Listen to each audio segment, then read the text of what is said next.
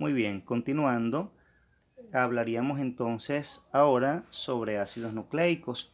Los ácidos nucleicos son un conjunto de polímeros, de biomoléculas orgánicas, por definición de alto peso molecular, que poseen información importante o información genética importante. Hablaríamos en este caso o en este momento de dos tipos de ácido nucleico particulares. Uno de ellos es el ADN y otro es el ARN.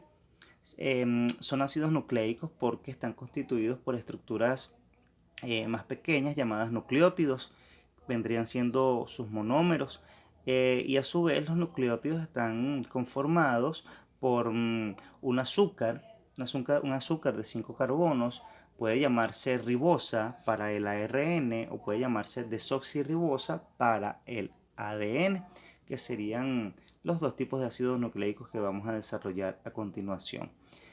Además de un azúcar, los ácidos nucleicos poseen bases nitrogenadas, es decir, a ese azúcar, ya sea ribosa o desoxirribosa, se le va a unir una base nitrogenada. Tenemos 5 bases nitrogenadas, serían la adenina, la guanina, la citosina y la timina. Estas 4 para el para el ADN, serían las 4 bases nitrogenadas exclusivas del ADN.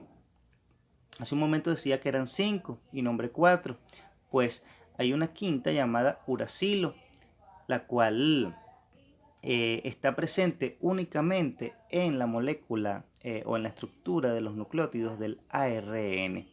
Es decir, que para el ADN los nucleótidos serían adenina, citosina, guanina y timina.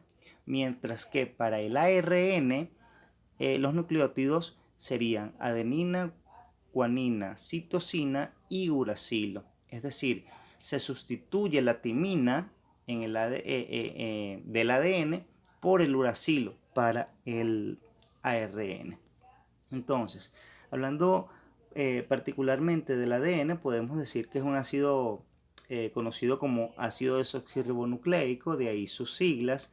Es un polímero, como decía hace un momento, constituido por una doble hélice, es decir, que está constituido por dos hebras.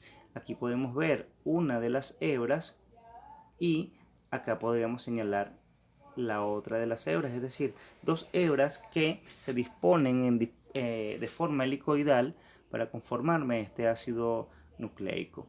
Se caracteriza por ser un ácido nucleico de gran importancia, pues en él está almacenada toda la información genética que nos representa o que nos define como individuos.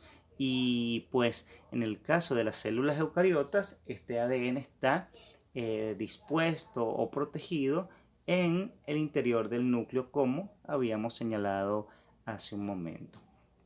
Por otra parte, el ARN es otro ácido nucleico que se diferencia del ADN, pues podemos notar acá que esta sería una sola hebra, es decir, está constituido por una hebra sencilla, mientras que el ADN, como podemos observar acá, es una doble hélice. Fíjense acá, retomando un poco el ADN, las 4 bases nitrogenadas, adenina, timina, guanina y citosina. Cabe resaltar que para el ADN existe emparejamiento de bases, es decir, la adenina se va a unir con la timina y podemos observarlo acá en este ejemplo que señalamos acá. Fíjense los colores, adenina se une con timina y guanina se une con citosina. Podemos observar acá el ejemplo. Por su parte, el ARN, fíjense que es una hebra sencilla y sus bases nitrogenadas están libres, pues no se están emparejando en este momento con ninguna otra. El ARN en este caso señalamos a un ARN mensajero. Es un tipo de ARN, pues son varios, y este tiene la particular función de llevar la información genética que fue transcrita en esta molécula de ARN y cuya información reside originalmente en el ADN. Es decir, que el ARN viene siendo un intermediario en ese proceso o en ese flujo de la información genética que va desde el ADN hasta poder sintetizar propiamente una proteína.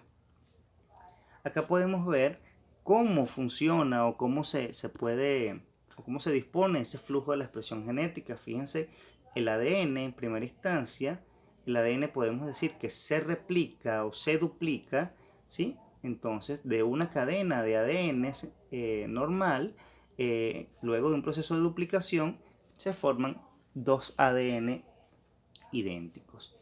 Una vez que se replica el ADN, según este esquema, ocurre algo que se llama la transcripción.